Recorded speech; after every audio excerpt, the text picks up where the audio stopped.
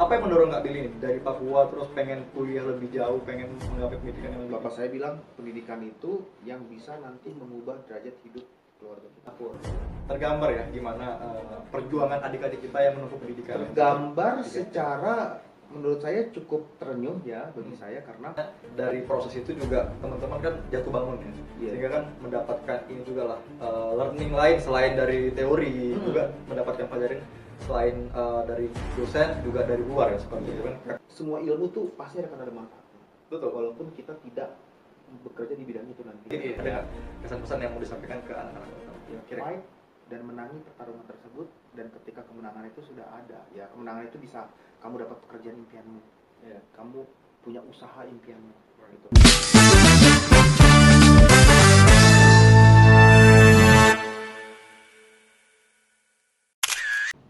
Halo semuanya, kembali lagi bersama gue Tara di The Cica Talks. Dan hari ini kita kedatangan tamu yang spesial banget. Ada Kak Billy Mambrasar. Tepuk tangan dong. Yeay. Luar biasa Kak Billy.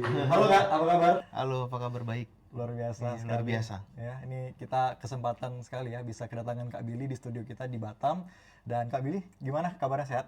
Sehat, alhamdulillah, puji Tuhan sehat. Gitu kan ya. Gimana 2025 nih so far? So far 2025 exciting karena saya kan langsung tugas di Batam di 2025. Betul. A lot of exciting things happening di Batam. Ya. Misalnya pertumbuhan ekonominya oke banget, pertumbuhan investasinya. Iya. Angka apa sih namanya, angka pertumbuhan kewirausahaannya juga oke. Iya. Oke. Gitu. Jadi semuanya good things terjadi di Batam sih. Semuanya ya, luar biasa puji Tuhan Kak Billy. Iya. Ya ini sebelum teman-teman di rumah nih Kak, sebelum tahu kita cerita lebih jauh, mungkin pengen tahu dulu nih background Kak Billy, lahir di mana, kemudian besar di mana, mungkin boleh sedikit diceritakan ke teman-teman. Ya, jadi saya Billy Mambrasar, saya asli Papua, lahir besar di Papua, menempuh pendidikan S1 insinyur di ITB, Oke. Institut Teknologi Bandung, kemudian merantau bekerja di Jakarta, ya. Tapi memang kalau misalnya boleh diceritakan, saya anak, kan pulau Batam kan pulau ya, jadi Iya. saya anak pulau juga ya, Oke. dari pulau kecil ya. Bedanya di sini infrastrukturnya maju banget. Kalau Iya. saya berasal dari Pulau Yapen di Papua itu yang infrastrukturnya sangat tertinggal. Jadi waktu saya kecil itu tidak ada listrik, Tidak ada listrik. Oke. Dengan fasilitas seadanya Iya. bisa mencoba untuk bertahan dan survive dan Iya. coba sekolah tinggi-tingginya dan beranikan diri untuk merantau ke Jawa untuk sekolah tadi di ITB Iya. dan menyelesaikan pendidikan di ITB dengan beasiswa semuanya itu. Luar biasa. Perjuangan ya, karena orang Iya. tua dari ekonomi yang lemah, Iya. jadi tidak bisa tuh bayarin kuliah, jadi saya survive sendiri tuh selama di Bandung. Iya. Semua pekerjaan dilakukan supaya bisa survive, menyelesaikan pendidikan dengan baik. Iya. Dan bekerja merantau. Luar Merantau biasa. seperti itu. Apa yang mendorong Kak Billy nih dari Papua terus pengen kuliah lebih jauh, pengen menggapai pendidikan yang lebih tinggi itu apa Kak?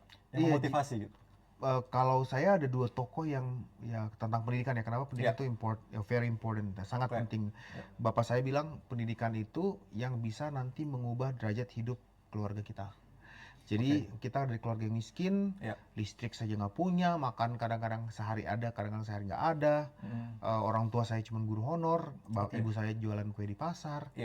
Ekonomi sulit lah bagi kami semua. Tapi bapak saya bilang dengan pendidikan kamu bisa merubah derajat hidup orang tua. Itu yang menjadi motivasi pertama. Tapi setelah saya banyak baca buku, terpapar dengan informasi, salah satu tokoh favorit saya itu adalah Nelson Mandela yang mengatakan education is the weapon to change the world. Jadi satu-satunya alat yang dapat mengubah dunia secara positif itu adalah pendidikan.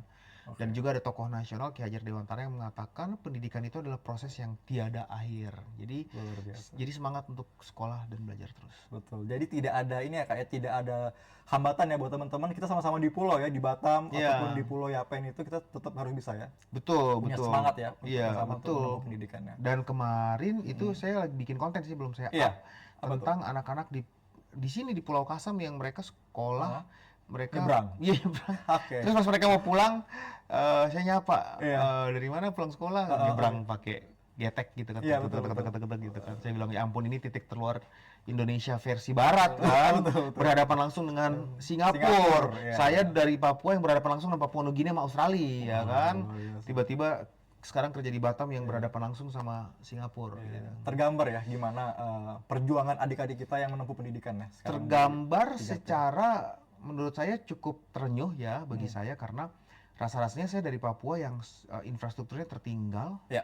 Dulu saya mau ke sekolah juga di pulau ya. Iya.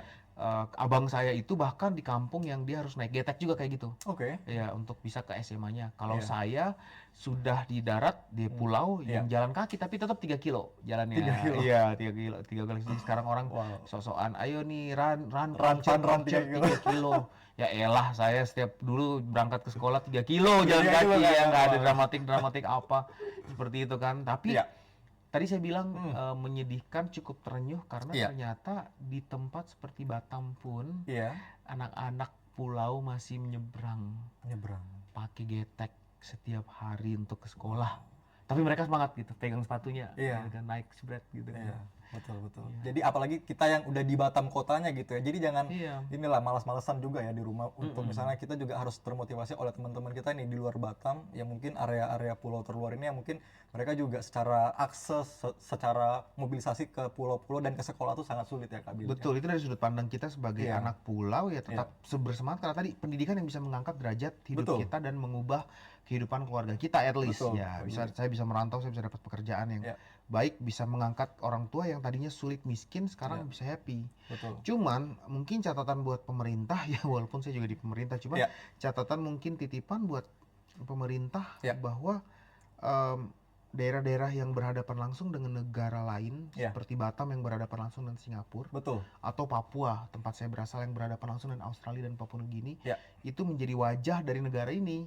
Iya. Kalau wajahnya saja seperti itu kan jomplang Iya, sekali betul. gitu kan. Saya lihat Australia Iya, yang jadi maju banget, benchmark ya iya. Kak Billy ya. Di sini lihat Singapura sebelah Oke. yang maju banget tapi anak-anaknya masih Masih itu. nyebrang, Nyebrang. pakai getek sekolah setiap hari gitu kan. Iya. Waduh, luar biasa. Nah, tadi Kak Billy bilang ada yang memotivasi yaitu ayah Kak Billy. Apa poin-poin yang diajarkan oleh beliau kepada Kak Billy? Ya, jadi pertama adalah poin untuk bekerja keras. Oke. Karena yang sukses itu adalah mereka yang bekerja keras, bukan mereka yang pintar Ya. atau mereka yang kaya. Ya, walaupun ini bisa jadi perdebatan di seluruh jagat raya Twitter nih ya tentang privilege and non-privilege. Correct. Banyak yang bilang bahwa ya nggak cukup Bang Billy kerja keras aja. Mereka yang privilege, mereka kerja dikit aja mereka udah sukses. Iya. Sementara kita nggak privilege yang anak pulau tadi, anak pulau Kasam yang setiap hari harus bolak-balik naik getek untuk bisa sekolah, Iya. itu nggak punya privilege. Mereka akan susah untuk sukses Betul. despite how hard they work. Alright. Seberapa keras mereka bekerja, mereka nggak akan bisa sesukses yang punya privilege. Iya. Itu sangat debatable karena bagi saya semua orang punya privilege. Iya. Anak-anak Pulau Kasam itu yang nyebrang pakai getek, itu saya kasih message ke mereka, you have the privilege Oke. untuk merasakan susahnya hidup sedini mungkin. Oh, iya. Jadi ketika nanti mereka terpapar dalam kondisi yang sulit nanti pada saat mereka dewasa untuk bisa survive, mereka sudah merasakan dari kecil. Betul. Iya, survivability skills-nya itu. Jadi terlahir miskin, terlahir dari anak pulau seperti saya dan terlahir dari daerah yang tertinggal. Betul. Itu pesan bapak saya adalah privilege dengan syarat bekerja keras tadi Bekerja satu. keras, oke. Bekerja keras. Yang kedua, rajin membaca. Oke. Karena membaca itu bisa membuka jendela dunia informasi tentang apapun yang kita mau dan bisa merangsang mimpi kita untuk bermimpi Betul. setinggi-tingginya. Banyak yang bilang, Kak udah nggak zaman baca buku, sekarang kan ada TikTok scroll, ya kan, sekarang ada Instagram. No, Iya. it's different. Different. Research yang terakhir menunjukkan bahwa orang yang suka nonton TikTok dan berharap Instagram dan berharap dapat informasi dari situ, Iya. itu ada fenomena yang namanya brain rot. Setiap kali kita addicted karena ada dopamin yang keluar karena kita puas melihat konten, Iya. informasi yang didapat sedikit demi sedikit micro cells otak kita itu membusuk brain rot karena bukan membusuk secara harfiah tapi tidak mampu lagi konsentrasi dalam waktu lama dan mengumpulkan informasi yang banyak. Makanya membaca itu irreplaceable. Mau sedigital apapun dunia ini, ketika kita baca informasi yang kita dapat actively, kita memanfaatkan seluruh fungsi otak untuk bekerja. Oke. Yang ketiga adalah menyayangi, menghormati dan rendah hati, itu satu paket. Oke. Karena rendah hati itu hanya bisa muncul kalau kita tuh sayang sama orang lain.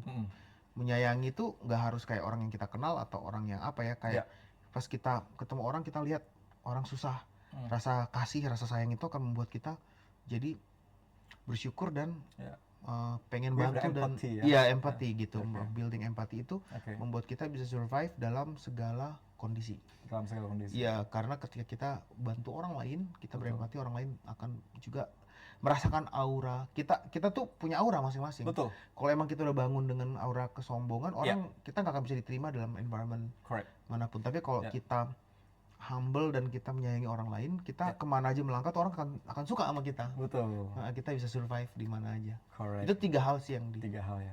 Bapak nggak bilang harus pintar, harus berprestasi, Ya. harus juara 1, Ya. harus ganteng. Nggak ada, nggak ada. So Dia that of the privilege ya that you betul, have ya iya, untuk dia- sekarang juga. betul. Gitu. Nah, tadi ngomong-ngomong soal membaca dan literasi. Sometimes teman-teman di sini mungkin ada yang nggak suka nih membaca buku teori, buku pelajaran gitu. Sebenarnya apa sih yang untuk men-trigger mereka supaya mau membaca dulu nih? Buku fiksi kah atau non fiksi kah? Atau buku apa gitu? Jadi kalau untuk anak usia 6 tahun Iya. sampai kurang lebih 13 tahun memang Iya. harus dipaksa. Mm-mm. Jadi balik lagi privilege saya Iya. adalah saya memiliki orang tua yang memaksa saya untuk membaca buku Iya. sebanyak mungkin, dan paksaan itu termasuk hukuman kalau saya tidak menjalankannya. Nah, di atas 13 tahun maka membaca itu menjadi sebuah kebiasaan. Kebiasaan. Yang mana kalau kita nggak baca kok rasa-rasanya kosong kok. Kalau kita nggak pegang tas yang isinya buku, Ya. di pesawat lagi travel agak 1-2 jam kok nggak kurang kalau nggak baca. Oke. At least 1-2 chapter. Ya. Jadi saran saya buat orang tua, paksa anakmu di bawah 6 sampai 13 tahun ini baca, Membaca ya, paksa paksa mereka ya. baca.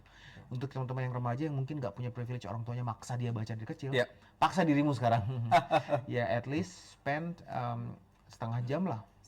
Setengah 30 jam, minutes iya, ya. satu hari, nanti habis itu ditingkatkan jadi 1 jam. Oke. 1 jam aja udah cukup sih sebenarnya. Sudah cukup ya. Untuk membaca buku apapun yang kalian mau, nggak ada tips dan trik harus buku apa.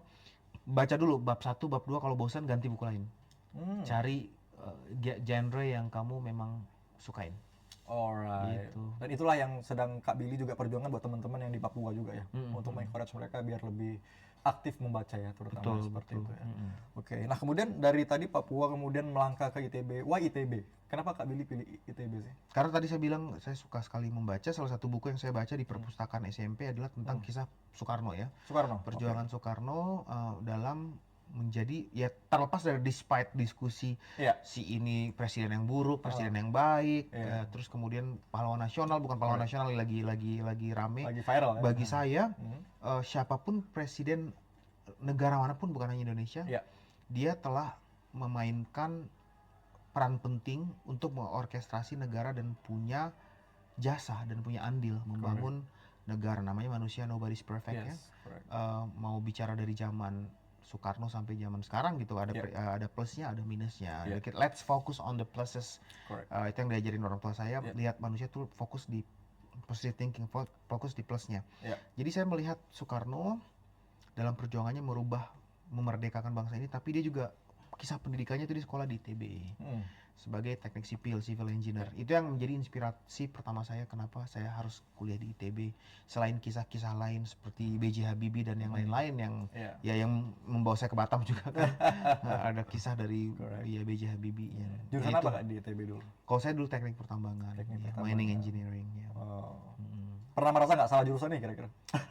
Ya seperti teman-teman sekarang nih. Pasti. Jadi di Indonesia itu walaupun belum ada riset, tapi sebagian besar anak Indonesia itu akan pasti merasakan salah jurusan, dan itu sistemik. Kenapa sistemik? Kalau di negara lain ada sistem mentoring dan coaching di secara formal di sekolah yang mengarahkan anak-anak untuk mengakses dirinya itu secara psikologis. Saya tuh cocoknya apa dan saya mau jadi apa. Ya kayak misalnya di Amerika itu dari SD sudah ada moving class. Moving class jadi ngambil kelas sains, biologi sendiri. Di sini ngambil kelas geografi. Pindah-pindah kelas. Jadi sampai akhirnya si anak itu dia bebas milih. Akhirnya dia kelihatan anak ini lari ke sini. Interestnya di mana. Itu sudah secara sistem tersusun rapi. Sehingga anak-anak ketika mereka memilih college pun sampai dengan sarjana pun mereka sudah tahu mereka bakal ambil jurusan apa. Nah, di Indonesia kita nggak punya sistem yang sebagus itu. Betul. Kita punya guru BP yang didesain untuk itu sebenarnya. Tapi guru BP kan akhirnya sibuk kerjanya nangkepin anak-anak pacaran, anak bandel, pacaran apalagi begitu kan. Padahal harusnya guru BP itu perannya mengarahin. Nah, itu yang membuat sebagian besar anak Indonesia itu pasti akan merasa salah jurusan. The thing is, ingat data statistik menunjukkan bahwa hanya kurang dari 10% Oke. anak Indonesia yang punya privilege berada di pendidikan S1. Jadi kalau dirimu lagi sekarang Salah ada di jurusan. S1 dan merasa salah jurusan, remember bahwa you have to finish what you have started. Selesaikan apa yang lu udah mulai. Karena di satu spot yang kamu saat ini isi, apakah itu Politeknik Batam atau dimanapun itu kuliah di ITB dimanapun, satu spot itu kamu sudah mengalahkan banyak. 90% anak 90%. Indonesia lain yang tidak bisa menginjakan kaki di Politeknik Batam misalnya. Betul. Dan ingin mereka. Dan ingin sekolah di sini tapi nggak bisa. Jadi kalau ada yang kehilangan kesempatan yang kamu punya sekarang, ya selesaikan. Selesaikan. Aduh, tapi gini, selesaikan gitu kan. Selesaikan. Kayak gitu.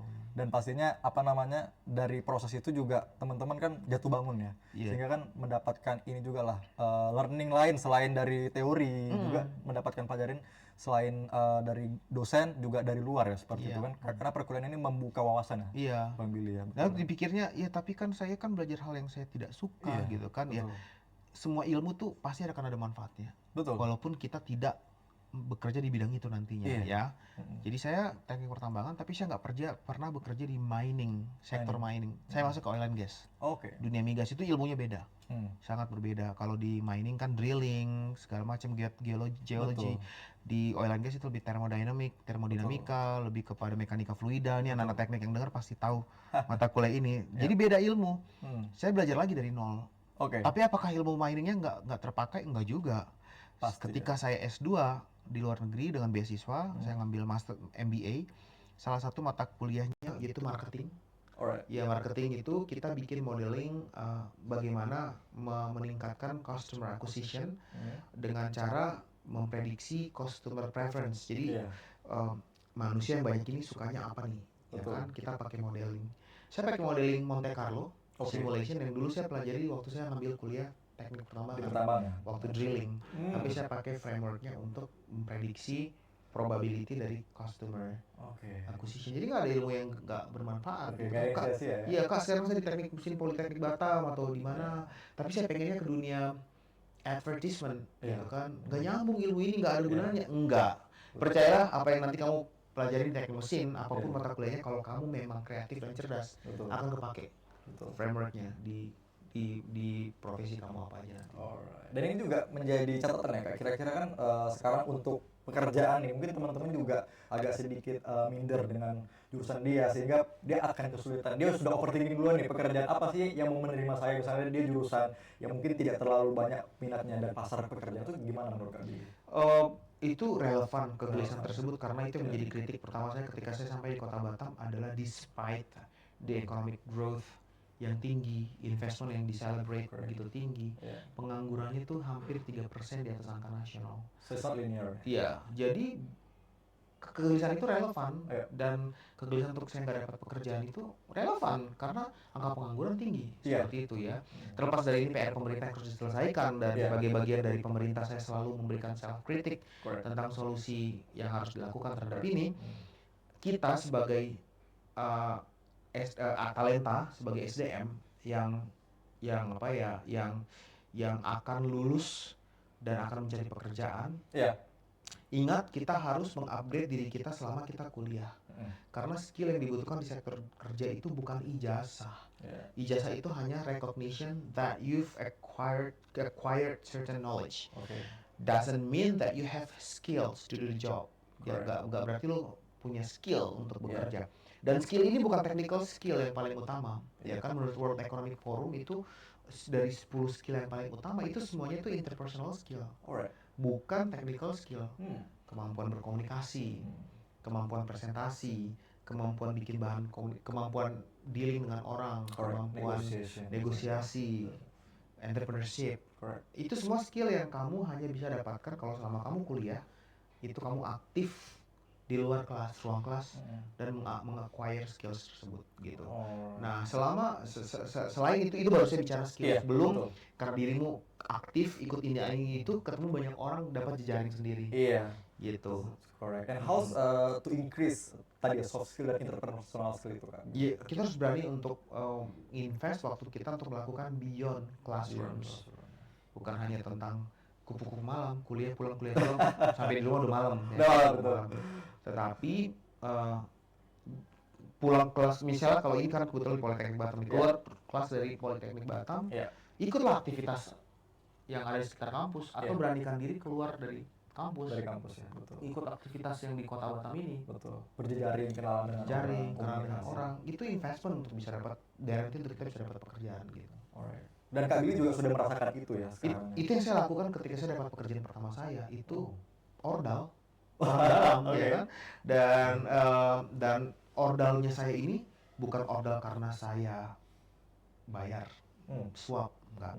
Bukan ordal karena saya keluarga privilege, anak pejabat, karena bapak saya, ibu saya bukan orang siapa-siapa di Papua sana, di kampung, nobody, gitu kan. Bukan karena saya juga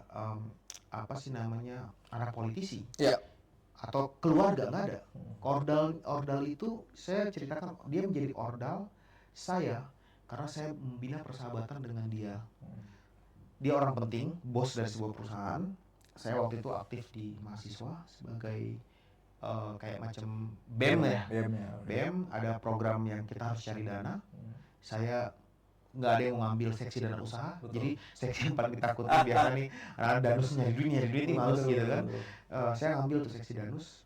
Saya ngelit, kita fundraising proposal, lalu kita ke Jakarta tuh naik bis dari Bandung. Betul. Jakarta, ke Jakarta, sampai di sana kita dengar rumor katanya orang-orang kaya bos-bos itu pada main tenis di Senayan. Udahlah, kita beranikan diri ke sana tuh proposal.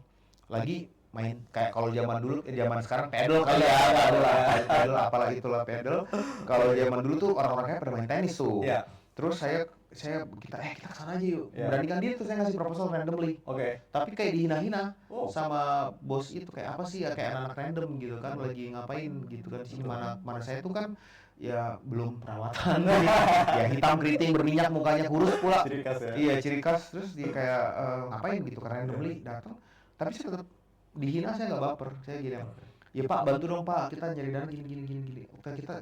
We don't give money for free, kata Bapak beli Pak, namanya Pak Niko Kantar. Kemarin di Dirut Antam, sebelumnya di Dirut Valley juga. Kita nggak kasih duit for free. Kalau mau lu kerja, ya udah saya kerja apa Pak, gitu kan. Kerja apa di sini? Ya udah kamu kumpulin bola tenis gitu. Teman-teman saya nggak ada yang mau, kan kayak anak ITB kita gini ya gitulah. Minder ya? Ya bukan minder, lebih ke arrogant. Iya kayak ngapain gitu kan, ngumpul bola tenis. Saya kumpulin tuh, kumpulin bola tenis, kerja keras jam mana Pak, gitu kan.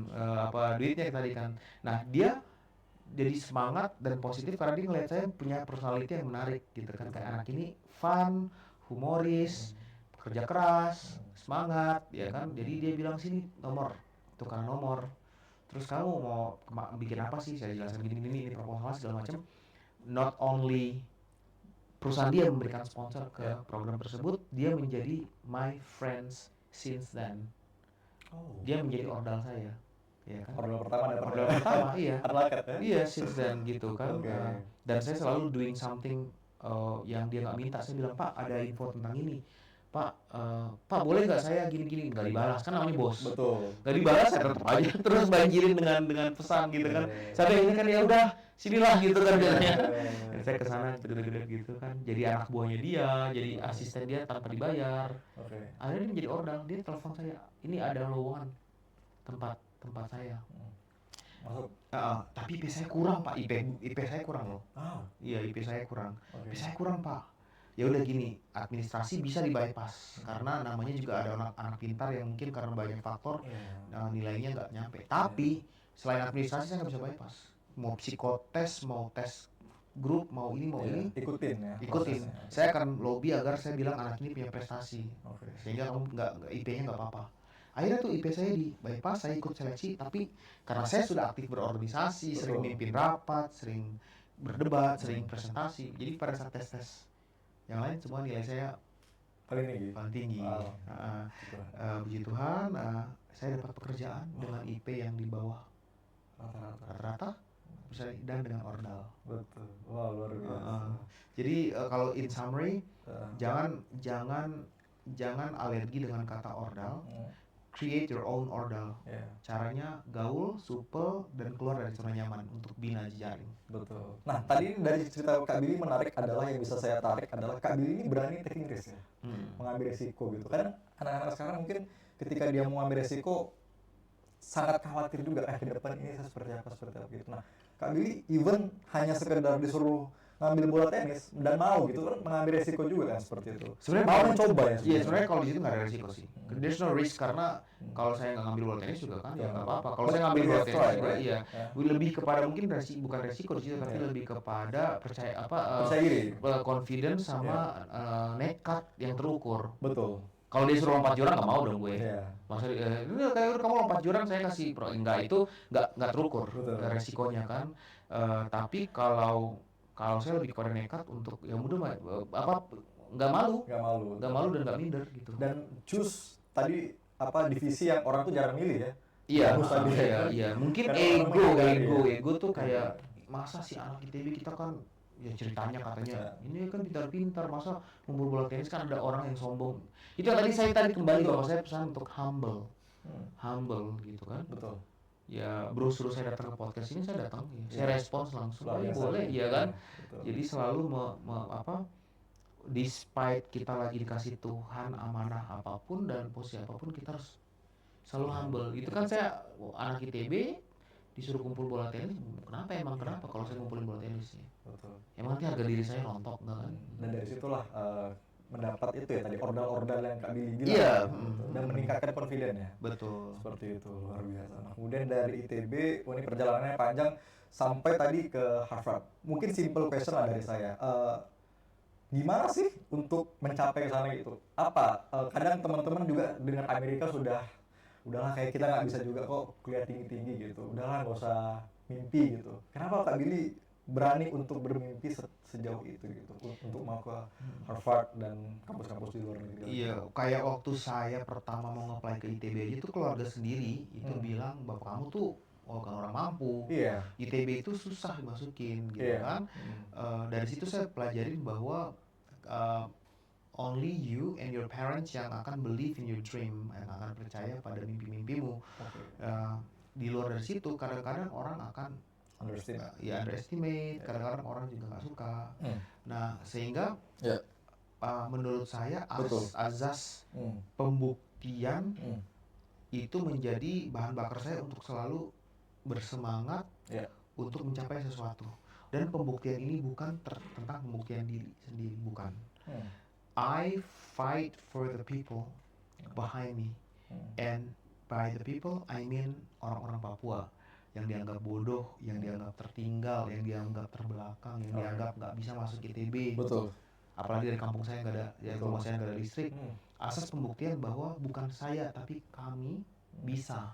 So you are representative of the Papua. Iya, bahwa bukan representatif bukan, tapi lebih kepada inspirator ya, menginspirasi anak-anak.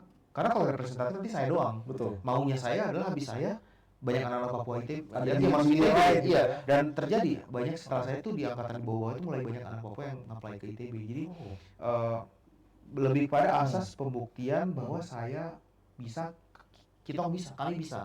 Iya. Dan kenapa saya nge-apply ke Harvard juga dan mencah rekor sebagai putra Papua pertama yang menaklukkan Harvard, menjadi sekarang inspirator buat anak-anak Papua lain nge-apply ke Harvard. Baru kemarin beberapa bulan lalu ada seorang cewek Papua dokter dari Kaimana, ada wilayah di Papua, keterima di Harvard Public Health. Iya, Master of Public Health.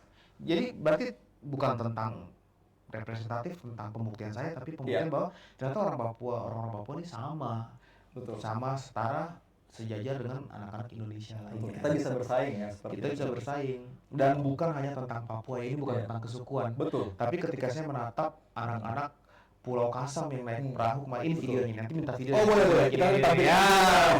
Iya, ketika saya menyapa dan saya melihat semangat di mata mereka, itu saya menjadi inspirator buat mereka gitu.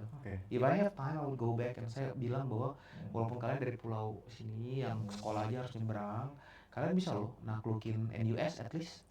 National University of Singapore itu masuk 10 besar dunia loh. I think possible lah. Iya. Kan very close ya with Singapore. Iya, tapi kan berapa banyak anak Batam yang sudah di NUS? Ada datanya nggak? Ya kan, kayak gitu. Bisa dihitung jari sih. Iya, Kan nggak ada mungkin. mungkin ya, makanya harus dari dulu. jangan karena ngeliat dari Pulau Kasam tertinggal, bisa kamu naklukin juga. Dan bukan tentang pembuktian diri supaya dipuja-puji orang, tapi supaya pembuktian buat anak-anak pulau lain, bukan hanya Batam loh, mungkin bisa jadi kayak Pri, Natuna segala macam gitu, yang lain terinspirasi dan mencoba juga Ya. So it's possible ya. Iya. News dan lain-lain itu nggak ada. Possible ya. Alright. Dan Kak Billy di sana proud nggak dengan Indonesian gitu? Ketika ketemu orang, ketemu teman kolek dari luar negara lain gitu. Pasti bahasa Latinin sangka Latino selalu kan, bahasa Spanyolin pasti kan ya. Como está kayak gitu, no habla Espanyol. Dan you're proud untuk membawa nama Indo. Iya, dan saya bilang saya dari Indonesia gitu. Ya, pasti kan otomatis ya. Apalagi negara sebesar Indonesia gitu. Apa yang Kak Billy pelajari di sana? Unfortunately tidak terlalu banyak yang tahu Indonesia di waktu saya kuliah di Amerika, waktu saya kuliah di Australia. Tapi ya akhirnya kita bisa menjadi ambassador untuk negara kita gitu kan di sana. Wow, dan sebenarnya untuk memberikan ini ya, lebih ke vokal juga ya, kita bahwa sana Indonesia tuh biar nggak dikenal hanya Balinya saja gitu ya, tapi Indonesia tuh luas ya. Iya. Orang juga tahu dari segi budayanya, dari makanannya dan ya jangan bicara Indonesia, Batam aja. Batam. Saya kaget sekali ketika sampai di Batam dan memahami betapa hebatnya pulau ini. Iya, animator handal, film-film Hollywood diproduksi di sini. Betul. Data center terbesar di Indonesia, bahkan di Asia, runway terpanjang. Dan segala macam ternya, tapi nggak terkomunikasi dengan baik ke publik gitu kan. Ya, mana nih kita harus menjadi ambasador. Ada obstacle, apa problemnya sebenarnya? Iya, kita tidak pandai bercerita tentang diri kita sendiri mungkin. Ya, itu yang harus diperbaiki gitu. Dan saya diskusi juga dengan teman-teman di BP Batam ya. Bagaimana kita memperbaiki komunikasi publik dan kehumasan kita agar kita bisa bercerita tentang Batam. Betul. Kita belum bicara Indonesia nih ya, baru bicara Batam aja nih. Ya. Betul. Kalau Bali yang kunjungan turisnya 6 juta per tahun bisa dikenal satu dunia, Batam nomor 3 loh. Setelah Bali 6 juta, Jakarta, habis itu Batam nomor 3. Kenapa Batam juga nggak bisa storytelling tentang dirinya, terkait dirinya? Betul, karena kan yang dikenal hanya tasnya juga ya sekarang ya, juga apa namanya handphonenya gitu ya, hal-hal yang seperti itu ya, tidak dikenal dengan tadi ya yang itu ya, landasannya atau mungkin makanan-makanan daerah juga enak seperti itu ya, luar biasa sekali. Dan kemudian Kak Billy selesai dari Harvard juga dari Australia itu membangun yayasan ya, namanya Kitong Bisa. Iya kan, tadi kan pas dirimu bilang pengen jadi representatif ya. Representatif itu selfish, kayak I represent. I'll be the only one. No, tapi tapi inspirator beda. Betul. Inspirator itu menginspirasi. Ya, inspirasi mengatakan tadi saya sudah sampaikan message bahwa menginspirasi bahwa kita bisa. Bahwa kita itu adalah saya dan kamu. Bukan saya bisa. Saya bisa. Terus kenapa kalau kamu bisa? Kamu sendirian gitu. Tapi kita bisa. Tapi aksen sebenarnya Melayu Papua ya, karena di Papua itu kan berbahasa Melayu dengan aksen Papua gitu kan. Kita orang bisa, kita orang ya. Kitong bisa yang artinya saya dan kamu bisa. Yayasan itu dibangun oleh saya tujuannya agar memberikan semangat kepada anak-anak di daerah tertinggal di sana itu untuk percaya bahwa mereka juga bisa. Daerah tertinggal tuh hanya di Papua saja atau di daerah-daerah? Awalnya kan mulai dari Papua, tapi kan kemanapun sekarang saya melangkah, saya tetap membawa semangat inspirasi itu. Gitu. Termasuk saya akan lagi dalam proses sama teman-teman tim memulai pergerakan sosial di Batam. Kita mulai dengan kemarin pengumpulan 5 tong sampah di Pulau Kasam gitu kan, membersihkan Pulau Kasam dari masalah lingkungan. Nah itu saya bertemu anak-anak pulau di sana juga. Karena tiap daerah tuh punya problem masing-masing ya Kak Billy ya. Iya. Dari sampah, dari lingkungan dan lain-lain. Ya satu paket itu, bukan hanya Kasam bukan hanya lingkungan, sampah. Tadi kan saya bisa ketemu anak nyebrang pakai getek untuk dapat pendidikan juga gitu. Semuanya. Satu paket. Dari Kitong Bisa tuh ada berapa ini sekarang daerah-daerah lokus yang menjadi ini? Ya so far sekarang masih fokus di Papua sih. Papua ya. Dan sudah banyak anak-anak juga yang dilahirkan. Udah ribuan anak. Iya, karena sebenarnya perjuangan Kitong Bisa itu kan dimulai dari ayah saya dulu. Beliau jadi guru pulang, ya dia mulai pendidikan movement. Saya meneruskan perjuangan beliau aja. Programnya apa itu salah satunya? Literasi, kita ngajarin anak-anak membaca, terus ngajarin anak-anak skills, entrepreneurship, lingkungan, gitu. Jadi anak-anak umur 6 sampai 15 tahun itu kita kasih basic life skill. Basic life skill. Wow. Dan skill-skill ini juga digital seperti ini juga mungkin. Iya, mulai mengadopsi digital kan. Ada beberapa daerah tempat kita beroperasi kan nggak ada internet, nggak ada listrik gitu. Oke. Ya. Jadi masih tetap alam nature based gitu kan. Dan alam Iya. provide all knowledge gitu. Oke. Dan sebenarnya ketika Kak Billy memulai suatu program itu, apakah Kak Billy perlu banyak pertimbangan atau udahlah kita gerak dulu lah, yang penting itu seperti membantu kebersihan di Pulau Kasar itu juga ini ya. Ya kalau Pokoknya tim aku yang turun pernah aja kerja maksudnya. dengan aku tuh tahu bahwa aku tuh maju terus. Iya. Orangnya tipe kalau maju terus, jadi kalau ada drama internal, saya mencoba untuk menyelesaikan secara manusia, human, people to people, Oke. loving, care. Tapi if someone is being very toxic dan akan jadi penghalang, biasanya saya memohon dengan kata untuk meninggalkan tim saya karena Oke. biar perahu ini bisa maju terus ke Betul. depan. Ya. Terus kemudian selain internal challenges kan ada tim kita sendiri yang kadang-kadang suka ini, kadang-kadang juga orang luar. Oke. Ya orang luar yang jadi penghambat, nggak suka bahwa kita mau maju, nggak suka bahwa kita bergerak cepat, dan Betul. akhirnya menjadi penghambat. Itu juga kayak fight or flight. Hmm. Jadi Ya, benar. flight itu artinya saya menghindari, Ya. dia nggak mau ada urusan dengan dia. Tapi kalau dia terus-terusan fight dan menghalangi, ya I fight, I'll fight. Alright. Ya jadi flight or fight ya. Oke. Tapi sebenarnya yang ketiga, tantangan diri sendiri itu yang paling utama. Sometimes all the problems itu kita yang sendiri create karena kita belum dewasa. Belum dewasa karena ngambil keputusan yang salah, terlalu egois, selfish, Betul. nggak mateng lah. Sebenarnya itu yang paling utama. Jadi kalau teman-teman yang dengar mau bikin movement, Iya. mulai dari perbaiki dirimu sendiri dulu, Perbaiki diri. jadilah pemimpin yang baik, jadilah orang yang dewasa. Betul. Maka dirimu bisa bikin movement. Dan ini kedewasaan itu saya punya definisi yang berbeda. Sometimes orang dengan saya kan saya humoris kan, Betul. bercanda, ketawa-ketawa. Tapi kedewasaan itu bukan itu. Kedewasaan itu pada saat saya menyelesaikan pekerjaan saya, Pekerjaan. pada saat saya memimpin tim saya, Tanggung pada saat saya jawab, ya. membuat keputusan, pada saat bertanggung jawab Betul. terhadap orang tua, terhadap itu kedewasaan. Bukan dari jaim. Oh kalau orang jaim itu pasti dewasa, belum tentu. Ada ya teman saya yang jaim tapi dikasih tantangan hidup childish juga. Kalau gini kan. Tapi Ya. pas Iya. kes ngadepin tantangan hidup, Betul. terontok gitu kan. Betul. Oke. Capek nggak sih Kak main sama anak-anak gitu? Enggak lah. Untuk bersikap lebih supaya diterima sama mereka. Itu sama anak-anak tuh apa adanya, mereka jujur. Oh iya. Mereka kita jelek, mereka bilang jelek banget om mukanya. Ya udah jujur kan. Jadi mereka adalah apa adanya. Ya, jadi honest feedback dari anak-anak, kita akan selalu bisa belajar Iya. tentang kehidupan dan bersyukur dan menikmati. Karena anak-anak kan cuma bersyukur, menikmati, marah, tapi habis itu baik lagi, cepat gitu. Benar. Jadi kalau kuncinya bahagia itu jadilah anak-anak, childish. Childish itu bukan dalam hal tanggung jawab hidup, bukan. Betul. Tanggung jawab hidup kita dewasa, Dewasa. tapi menikmati hidup childish. Wah. Gitu. Dan Kak Billy sudah melakukan itu kan sebenarnya life balance juga ya. Ya, Seperti ya bisa bisa dibilang dibilang bahasa balance itu, lah ya. walaupun aku nggak percaya ada work life balance Oh, gitu kan. Ya. oke. Iya. Jadi semua orang harus bekerja apalagi kita Enggak juga. masih muda. Iya, enggak juga kalau aku life balance. Life balance. Oke. Iya, jadi bukan work balance. Kan orang bilang gini, Kak Billy, lu percaya work life balance gak? I do not believe in work life balance. For me life is life. Oke. Jadi if you don't like something, stop doing it. If you want to do something, then do it. Oke. Ya kan? Kayak orang bilang, kenapa sih Kak Billy kuliahnya nggak linear? S1 teknik, abis itu S1 ilmu politik lagi, Betul. 2 S1, S2-nya macam-macam, S3-nya macam-macam. Kok tiba-tiba randomly ada di Batam? Kok tiba-tiba bikin ini, bikin ini, kesini, travel kemana? Karena life is too short. Life is too short to not enjoying it. Oke. Jadi do whatever you want to do responsibly.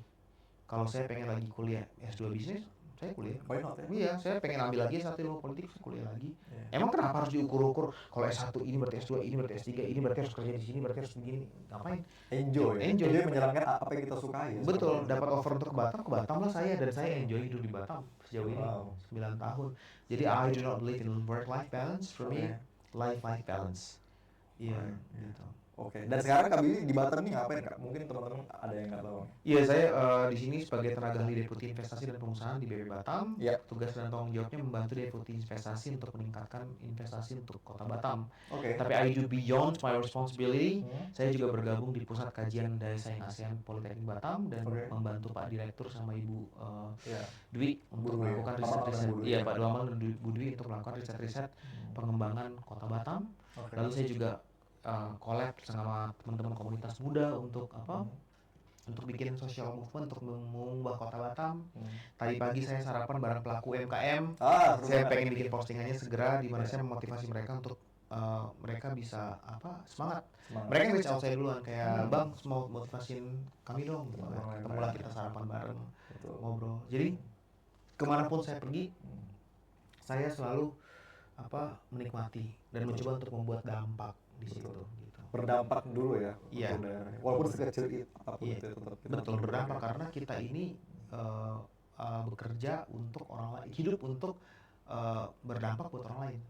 Oke. Iya, setiap kali kita menelurkan satu kebaikan, kita akan dikembalikan 1000 kebahagiaan dari satu orang yang kita bantu. Betul. Kemarin saya membantu Bima ya yang ayahnya baru mengakhiri hidupnya karena tidak sanggup mengalami beban ekonomi. Ayahnya itu penjual bakso kan. Oke. Penjual bakso mengakhiri hidupnya karena tidak mampu untuk menanggung biaya hidup Bima dan segala akhirnya Bima jadi yatim piatu gitu. Anak Batam nih loh, anak Batam nih. Oke. Saya ke rumahnya dan coba bantu dia dan sekarang saya mengangkat dia sebagai adik asuh. Walaupun Bima bukan orang Papua, saya orang Papua, tapi Bima anak Batam yang punya semangat untuk melanjutkan hidupnya, Punya masa depan juga. masa depan. Jadi dan itu nggak terjadi kalau saya nggak ada di Batam. So every time I work, every time I decide to leave wherever I want to leave, Iya. I've decided to always make impacts di situ. Oke. Seperti itu. Simpelnya nih kalau orang nonton podcast ini kan, yalah Kak Billy extrovert lah itu. Saya kan introvert gitu, malas lah saya keluar-keluar gitu. Gimana tuh? Ada hubungannya nggak antara extrovert, introvert dengan membuat impact di luar gitu? Kepribadian itu kan kebetulan saya S2-nya kan psikologi. Iya. Jadi kepribadian itu sebenarnya kita nggak bisa define, nggak ada hitam putih kepribadian itu. Kepribadian itu berubah-berubah tergantung fungsi waktu dan fungsi tempat. Iya. Gitu. Kalau ada matematikanya itu dalam kurung T gitu. Ada fungsi waktu, ada fungsi tempat.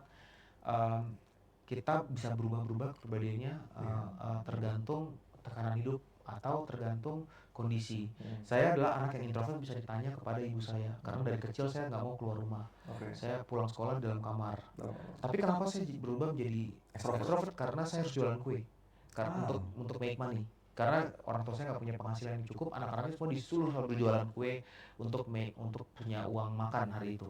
Jadi saya harus keluar, saya harus nyapa orang, saya harus jualan. Kalau nggak dipukulin sama mama. Memaksa diri untuk Iya. harus mau ketemu orang ya. Harus ketemu orang. Jadi saya berubah menjadi extroverted introvert gitu kan, yang mana jujur dalam hati kita ngobrol kayak gini saya pengen cepet pulang. Iya. Dan pengen di rumah. Betul. Seperti itu. Dan sometimes tim saya tuh suka nyari saya nih, ada Syauki di sini nih. Tahu banget kalau dok kak gitu kan. Aduh, Kak Billy gimana sih tiba-tiba HP-nya mati gitu kan. Itu saya lagi pengen ada di rumah aja di dalam kamar. Time gitu ya. Iya, capek gitu karena saya capek ketemu orang sebenarnya dan capek ngomong gitu. Dan sometimes saya menghindari meeting-meeting yang terlalu banyak juga. Betul. Anak buah saya tahu gitu kan. Yang anak buah saya kerja dekat dengan saya tuh kayak Iya. bilang aja gue sakit atau udahlah kayak aduh rapat lagi ya, males lah ketemu pejabat-pejabat gitu kan, capek banget gitu kan. Itu jiwa introvert sesungguhnya saya muncul. Berarti bisa sebenarnya dari kita juga pembawaannya seperti apa ya Kak Billy? Karena sesuai kondisi tadi ya seperti itu. Iya. Nah berbicara soal Batam Kak Billy, berarti PR Batam masih banyak ya yang perlu kita selesaikan. Paling realistis tuh apa Kak? Mungkin bisa kita sebagai yang muda-muda nih ikut membantu juga mensupport gitu. Dari problem apanya dulu nih dari Batam yang mungkin kita bisa create gitu atau memberikan impact. Iya, sebenarnya dua arah ya, baik masyarakat maupun pemerintah ini harus bekerja bareng gitu kan. Untuk pemerintah sih sebagai bagian dari pemerintah tentunya ya. Kita lihat kepemimpinan Pak Amsakar Buldi ini sudah cukup baik membuktikan dalam 9 tahun ini beliau berdua itu turun-turun langsung ke masyarakat. Nah, not that I'm as liking both of them. Ya, saya nggak lagi ngejilat mereka. I have no interest untuk menjilat mereka berdua. Tapi saya melihat sendiri mereka berdua itu bekerja cukup keras, tetapi mereka tidak bisa sendiri. Kita harus bantu. Jadi saya tuh bekerja membantu beliau-beliau berdua ya, termasuk Pak Deputi saya, Pak Fahri Francis, selalu memberikan honest feedback, Ya. honest feedback. Itu Pak, ini anak buah saya jadi saksi di sini ada 2 orang nih ya. Saya ngomong ke Pak Fahri, Pak, jangan bangga-banggain investasi yang tinggi kalau pengangguran masih tinggi Betul. di Batam. Ayo dong kita lakukan sesuatu buat pengangguran. Hmm. Apa idenya Bill? Pak, gimana kalau kita, ya, akhirnya Pak Fahri keluarin ide untuk memperkuat UMKM Oh. di Kota Batam. Karena pelaku UMKM banyak kan anak-anak muda. Dipanggilannya Wamen UMKM kemarin datang. Wamen Oke. UMKM lalu dibikin komitmen jebret. Ada nggak permodalan pelatihan buat anak Batam? Di-create lah ekosistem saat ini gitu kan. Itu dan kerja keras terus pantau nih, jangan sampai udah keluar statement Kementerian UMKM kita mau modali, kita mau melatih, tapi kita nggak jagain, Kita nggak monitor juga. nggak monitor agar memang benar-benar terjadi. Betul. Itu dari sisi pemerintah ya. We do our things. Correct. Ya, mencoba untuk memberikan yang terbaik buat anak-anak Batam, anak-anak muda Batam. Tapi Betul. sekarang dari sisi anak muda Batamnya, kalau nanti ada pelatihan atau permodalan, mau nggak ikut latihannya full 10 hari? Mau nggak permodalannya dipakai secara bertanggung jawab? Karena ada loh di tempat lain anak-anak pakai modal UMKM 20 juta pakai beli motor kabur. Setelah ikut pelatihan Kementerian UMKM duitnya cair gitu kan. Jadi jangan salah-salahin pemerintah both ways. Not that I'm saying pemerintah juga harus terus memperbaiki diri, tapi 2 arah nih. Ada 2 arah ya. Iya. Ada check and balancing juga ya antara Iya. pemerintah dengan masyarakat ya. Gitu, ada ya peran yang berinteraksi gitu. Correct. Ya, karena memang di Batam ini angka pengangguran cukup tinggi ya. Tadi karena kedatangan juga teman-teman dari luar Batam yang mungkin mereka ingin coba trying untuk find a job in Batam seperti itu. Iya, tapi kalau kita bicara tentang pengangguran itu kita tidak hanya bicara tentang formal opportunities. Correct. Ingat beberapa waktu yang lalu ada anak Batam yang berenang ke Singapura nyari kerja loh di Singapura. Betul. Dan orang bilang ngapain lu nyari kerja di Singapura kalau di Batam aja banyak. Bukan itu underlying problemsnya. Coba mengerti semua masalah sosial secara menyeluruh. Kenapa si Jamaluddin kalau nggak salah namanya itu harus berenang.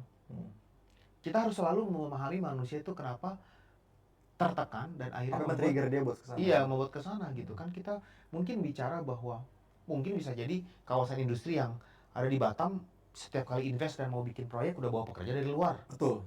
Mana pengutamaan buat anak Batam di sini? Betul.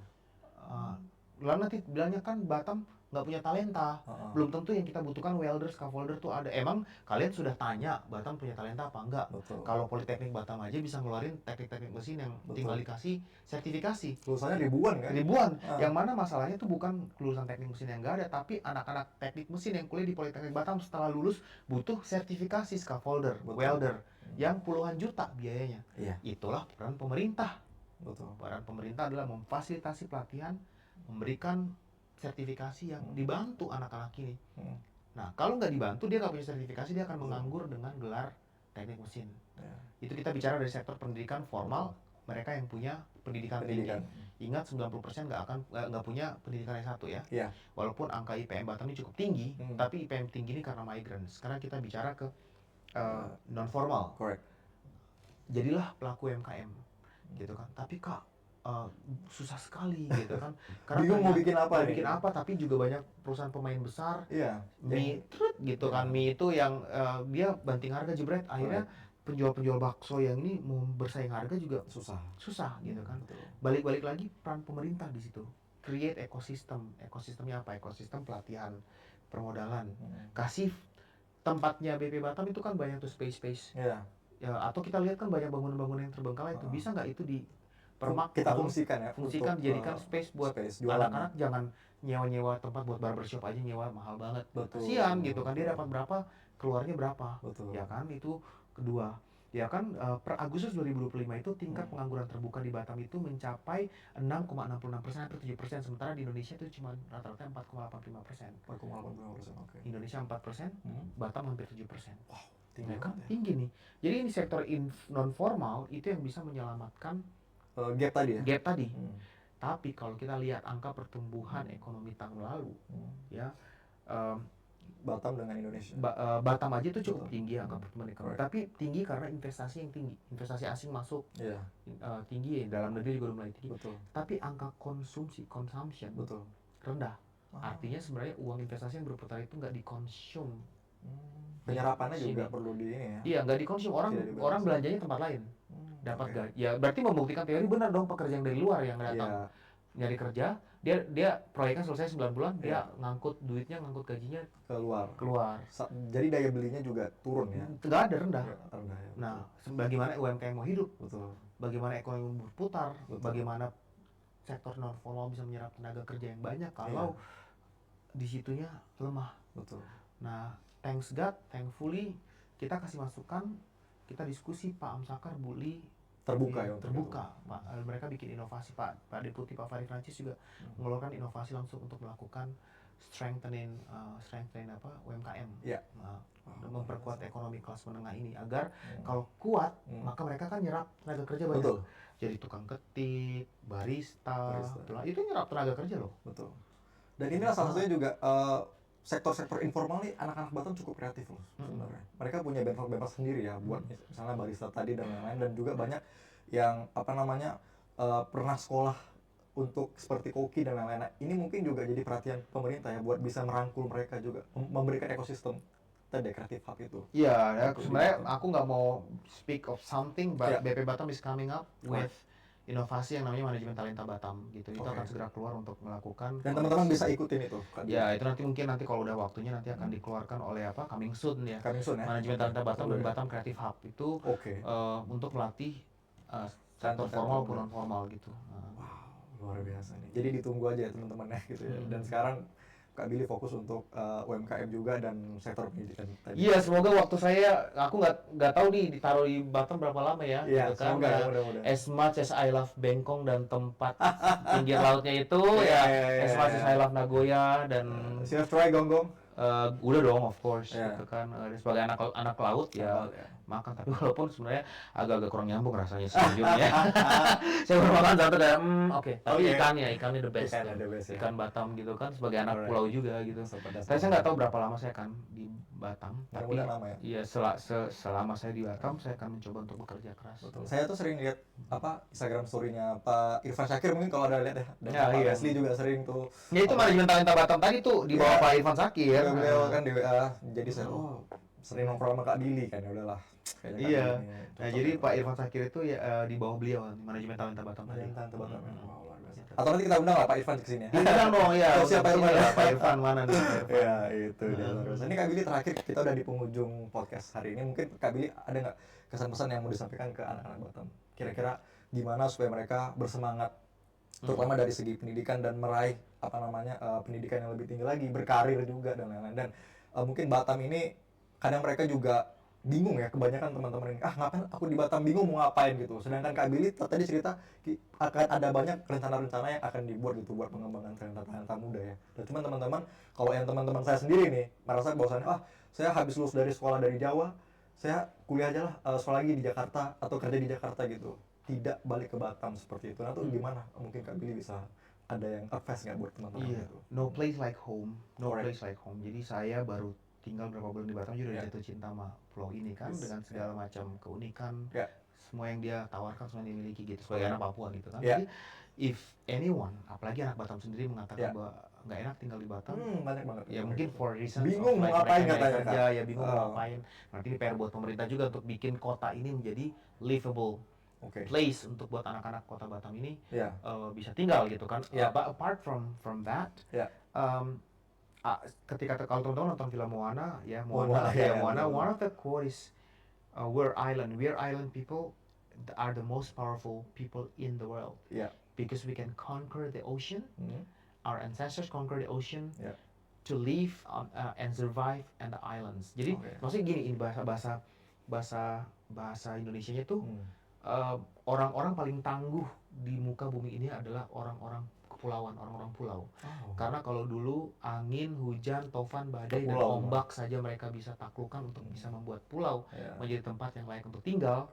Ada juga pepatah Melayu bilang katanya kalau nggak kuat tinggal di pinggir laut, tidak tinggal di pinggir laut. Maksudnya ya pinggir laut itu yang masih banyak resources. Betul. Ya kan? Dari ikannya, dari ikan dari segala macam. Tapi harus kuat-kuat menghadapi badai yang ada. Artinya itu membuat kita sebenarnya anak-anak tough, anak pulau itu tough. Saya dari Pulau Yapen, sekarang saya di Pulau Batam. Saya udah melihat nenek moyang bapak saya ngajarin saya dayung, berenang, ya main bola di pinggir pantai, segala macam. Artinya secara DNA kita anak-anak pulau itu punya jiwa tarung. Betul. yang tinggi untuk survive. Dan saya yakin para anak Batam juga punya. So that's kind of the privilege that Iya, we have, yang ya. itu privilege yang kita punya sebagai anak pulau. Nah, Correct. dengan kekuatan kita itu, Hmm. maka saya pengen berpesan, jangan mudah-mudah menyerah, jangan mudah untuk berserah kepada hidup dan Betul. akhirnya udah saya gini-gini aja. Hmm. Tapi tarung, Fight, ya. fight dan menangi pertarungan tersebut. Dan ketika kemenangan itu sudah ada, ya kemenangan itu bisa kamu dapat pekerjaan impianmu, Iya. kamu punya usaha impianmu, Correct. gitu kan. Saya bersahabat dengan Yusuf Fadila dan saya lihat dia tarung banget ya. Si Fadila, Yusuf ya. Fadila Instagram. tarung banget untuk, tapi dia pelaku UMKM loh. Iya, dia, betul. dia buka salon, dia baru buka tempat cuci mobil juga. Cuci Jadi mobil, ya. saya melihat jiwa tarung itu di dianya tuh, ini lah anak pulau nih, Iya, anak betul, tarung betul, gitu kan. betul. Jadi pertarunganmu bisa untuk mendapat pekerjaan yang terbaik, pertarunganmu bisa untuk mendirikan usaha yang terbaik. Pertarunganmu saat ini mungkin lagi berusaha untuk menyelesaikan kuliah yang kamu nggak suka.